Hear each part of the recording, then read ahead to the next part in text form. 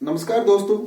हम इस क्लास के अंतर्गत आज अभिप्रेरणा के बारे में पढ़ेंगे, मोटिवेशन के बारे में पढ़ेंगे और मैं आपको इस क्लास में आज अभिप्रेरणा की परिभाषा और कुछ सिद्धांतों के बारे में बताऊंगा और वो भी ट्रिक के माध्यम से। तो दोस्तों, सर्वप्रथम हम देखते हैं कि मोटिवेशन जो शब्द है वो किस शब्द से बना और किस भाषा से उसको लिया गया। तो दोस्तों, मोटिवेशन जो शब्द है वो मोटम शब्द से बना और लैटिन भाषा से लिया गया। और जो मोटम जो शब्द है उसका अर्थ होता है टू मूव, गति करना। दोस्तों, अभिप्रेरणा एक ऐसा प्रेरक होता है या एक ऐसा आंतरिक बल होता है जो व्यक्ति को लक्ष्य की ओर अग्रसर करने के लिए बहुत ज्यादा महत्वपूर्ण होता है। दोस्तों, इस मोटिवेशन के माध्यम से व्यक्ति के अंदर जुनून पैदा हो जाता है, कुछ करने का, कुछ अलग करने का, कुछ ठान लेता है, उसका जो संकल्प होता है वो दृढ़ हो जाता है, कुछ नया करने का, कुछ कठिन करने का मन वो बना लेता है। दोस्तों, तो अभिप्रेरणा की जो ये परिभाषाएं हैं या जो सिद्धांत है मैं उनके बारे में यहां पर चर्चा करूंगा। तो सर्वप्रथम जो परिभाषा दी क्रेज एवं क्रेजफील्ड ने, उन्होंने क्या कहा कि अभिप्रेरणा हमारे क्यों का उत्तर देती है। दूसरी जो परिभाषा दी स्किनर महोदय ने, तो स्किनर महोदय ने क्या कहा दोस्तों, स्किनर महोदय ने कहा कि जो अभिप्रेरणा होती है वो एक व्यक्ति का सर्वोत्कृष्ट राजमार्ग होती है। और जो मैकडोनाल्ड है, मैकडोनाल्ड ने भी परिभाषा क्या दी कि अभिप्रेरणा व्यक्ति के अंदर ऊर्जा परिवर्तन है, कि व्यक्ति के अंदर अभिप्रेरणा से ऊर्जा परिवर्तित हो जाती है। तो ऐसी कुछ परिभाषाएं दोस्तों दी है मनोवैज्ञानिकों ने, वो मैं आपको ट्रिक के माध्यम से यहां पर बताने का प्रयास करूंगा। तो दोस्तों चलो मैं आपको इन परिभाषाओं को ट्रिक के माध्यम से बताने का प्रयास करता हूं। तो दोस्तों, सर्वप्रथम जो परिभाषा दी है अभिप्रेरणा की परिभाषाएं वो दी है क्रेज एवं क्रेजफील्ड ने, क्रेज एवं क्रेजफील्ड ने। तो क्रेज और क्रेजफील्ड ने दोस्तों जो क्या परिभाषा दी कि अभिप्रेरणा हमारे क्यों का उत्तर देती है। क्या देती है? हमारे क्यों का उत्तर देती है। तो इसे ट्रिक के माध्यम से याद कैसे करें कि क्रेज एंड क्रेजफील्ड, कि एक बार क्रेज आया तो दोबारा फिर से क्रेज क्यों आया, कि एक बार क्रेज आया, क्रेज एंड क्रेजफील्ड, क्रेज एक बार आया तो फिर क्रेज दोबारा क्यों आया, फिर से क्यों आया, क्यों? तो क्यों का उत्तर कौन देती है? अभिप्रेरणा हमारे क्यों का उत्तर देती है। और ये परिभाषा किसने दी? क्रेजफील्ड ने। समझ में आया? अगली परिभाषा देखते हैं दोस्तों गुड की। गुड महोदय क्या कहते हैं कि अभिप्रेरणा किसी कार्य को आरंभ करने, उसे जारी रखने एवं उसे नियंत्रित रखने की प्रवृत्ति है। तो अभिप्रेरणा क्या है दोस्तों? किसी भी कार्य को आरंभ करने, उसे जारी रखने और उसको नियंत्रित रखने की प्रवृत्ति है। क्या है? उसको नियंत्रित रखने की प्रवृत्ति है। तो इसको याद कैसे रखोगे कि अभिप्रेरणा किसी कार्य को आरंभ करने, कोई भी कार्य हम करते हैं दोस्तों, कोई कार्य हमने स्टार्ट किया तो उस कार्य को हम क्या करते हैं? आरंभ करते हैं, फिर क्या करते हैं? उसे जारी रखते हैं और फिर उस कार्य पर क्या करते हैं? नियंत्रण। तो तीन चीजें ध्यान रखनी होती है।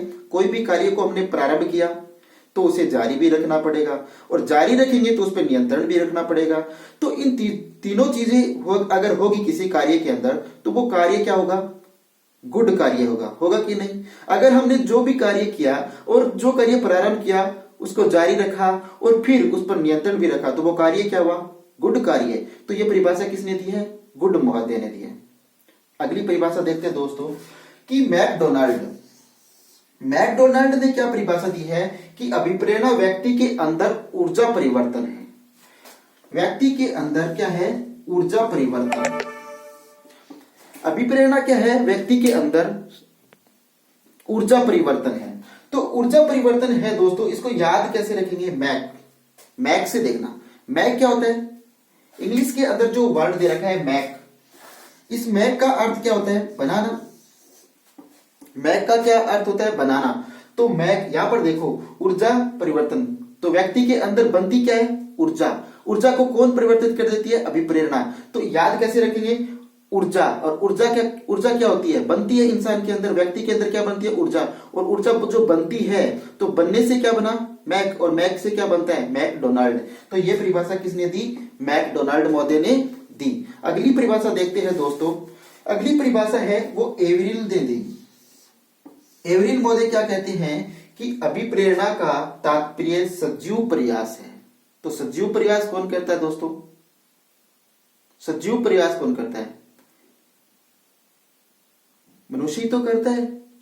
तो सजीव प्रयास, जो सजीव प्रयास है वो क्या करते हैं? विरल स्थानों पर।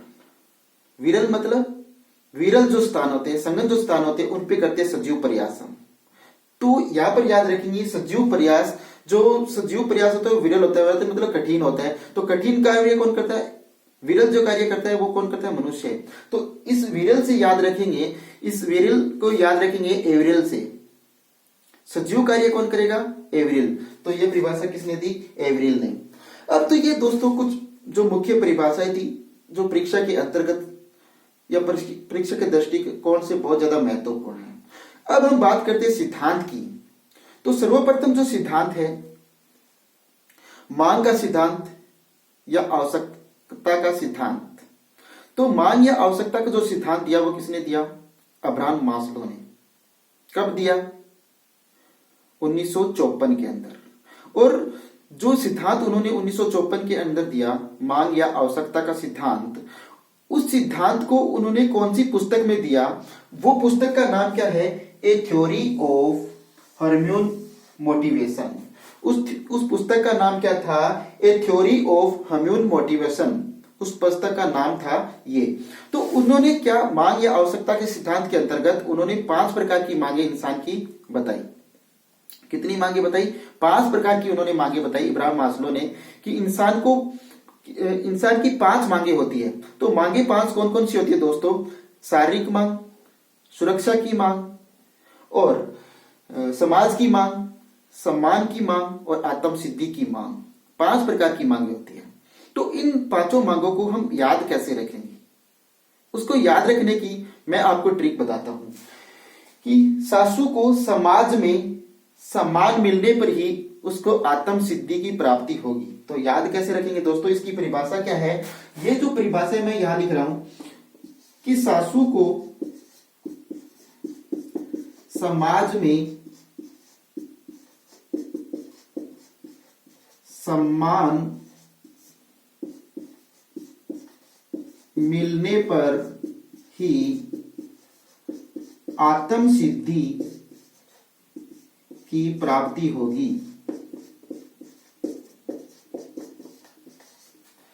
तो ये जो मैंने ट्रिक लिखी है दोस्तों यहां पर, तो ट्रिक से मैं बताने का प्रयास करता हूं। सा से क्या बना? शारीरिक मांग। सु से क्या बना? सुरक्षा की मांग। सम्मान से क्या बना? समाज की मांग। सम्मान से सम्मान की मांग, और आत्म सिद्धि से आत्म सिद्धि की मांग। तो दोस्तों सासू को समाज में सम्मान मिलने पर ही आत्म सिद्धि की प्राप्ति होती है। इस ट्रिक से हम ये 5 जो मांगे हैं जो इब्राहिम मास्लो ने दी थी वो याद कर सकते हैं। तो दोस्तों जो यहाँ पर जो शारीरिक जो मांग है इसे दैहिकी मांग भी कहते हैं। ये जो शारीरिक मांग है इसे क्या कहते हैं? दैहिक मांग भी कहा जाता है। तो दोस्तों जो आत्म सिद्धि की जो मांग है, इस आत्म सिद्धि की मांग के तक जो इंसान पहुंचता है वो दुनिया के अंदर केवल और केवल 5% लोग ऐसे होते हैं जो आत्म सिद्धि तक पहुंचते हैं, और 95% लोग इस चौथी जो मांग है ना, सम्मान की मांग, यहां तक आकर अपना दम तोड़ देते हैं। मतलब उनकी जिंदगी की जीवन लीला समाप्त हो जाती है। और 5% ही ऐसे लोग होते हैं जो आत्म सिद्धि की मांग को प्राप्त करते हैं। तो दोस्तों यहां पर मैंने आपको एक सिद्धांत बताया, मांग या आवश्यकता का सिद्धांत, उसके बाद हम आगे की क्लास में इन मांगों के बारे में, इन सिद्धांतों के बारे में बात करेंगे। Thank you.